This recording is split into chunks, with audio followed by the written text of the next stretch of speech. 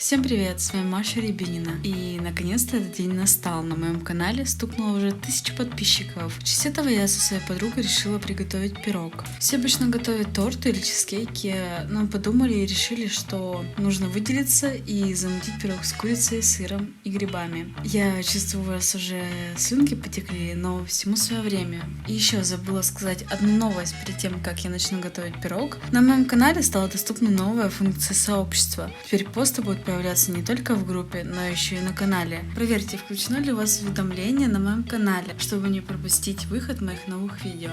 Для начала я хочу вас попросить о том, что да, я знакомлюсь со многими на сайтах знакомств, в Давинчике и в разных других. И вы очень многие обижаетесь на меня за то, что я вам не отвечаю, оскорбляете, кидаете в бан. Я уже говорила, что мне пишут куча людей. И если я кому-то не отвечаю, то извините, но это не повод воспринимать меня каким-то сексуальным объектом, перед которым я буду постоянно преклоняться и раздвигать ноги. Нет, я развиваюсь в своем направлении. Если я не хочу с вами гулять, значит я не хочу гулять. Это не обязательно меня к этому принуждать. Поймите вы уже наконец-то, пожалуйста. Это вот единственная моя маленькая просьба, чтобы вы меня воспринимали как живого человека, а не как сексуальный объект. Ну что ж, теперь приступим к самому интересному. На самом деле пирог готовила моя подруга. Да, я ей помогала. Она готовила, а я в основном снимала, потому что, процесс, конечно, увлекательный, но кто будет, кроме меня, конечно, снимать.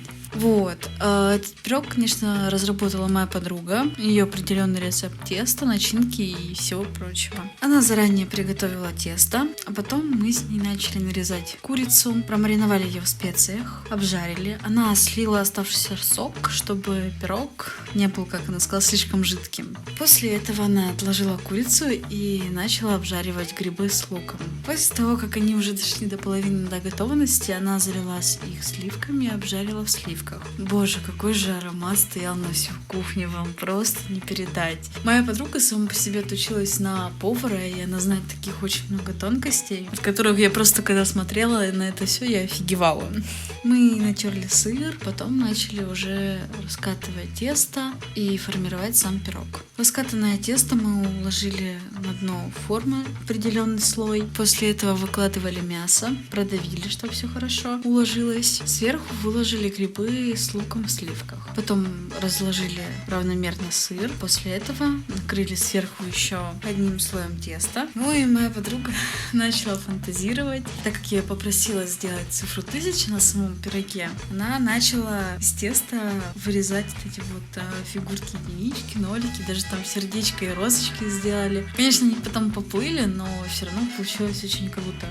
Вам не передать, какой на самом деле аромат стоял во всем доме. Мы просто ходили там и слюнками облизывались, когда же он испечется, потому что как он потом подрумянился-то вообще. Но в итоге мы его потом все-таки съели с чаечком с малиной.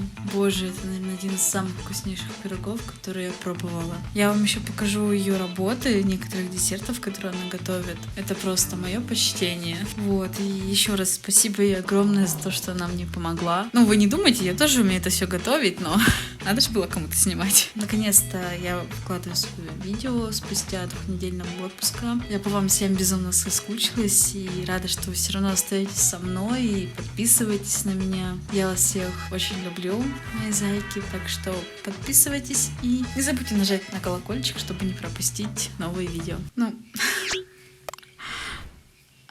Вот.